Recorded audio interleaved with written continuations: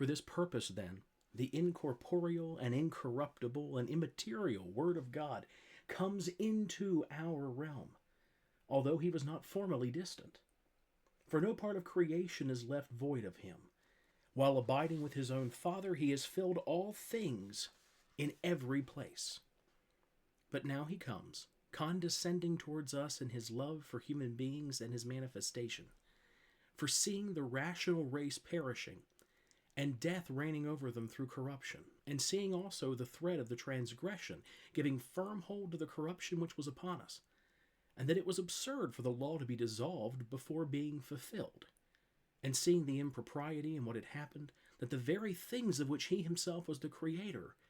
were disappearing, and seeing the excessive wickedness of human beings,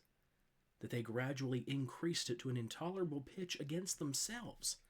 and seeing the liability of all human beings to death,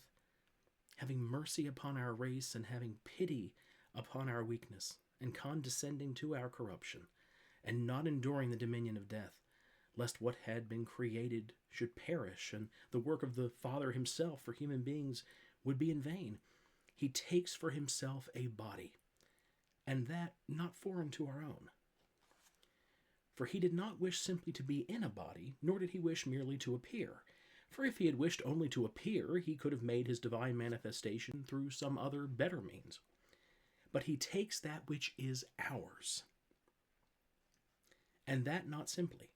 but from a spotless and stainless virgin, ignorant of man, pure and unmixed from intercourse with men.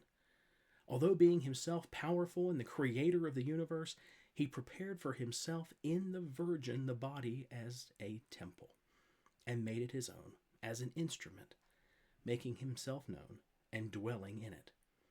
And thus, taking from ours that which is like,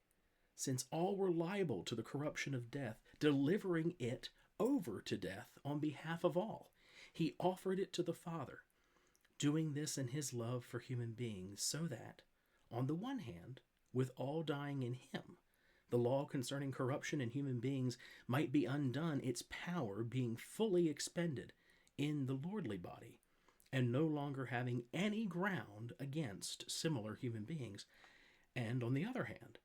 that as human beings had turned towards corruption, he might turn them again to incorruptibility, and give them life from death, by making the body his own, and by the grace of the resurrection, banishing death from them as straw from fire. That is why we read Athanasius.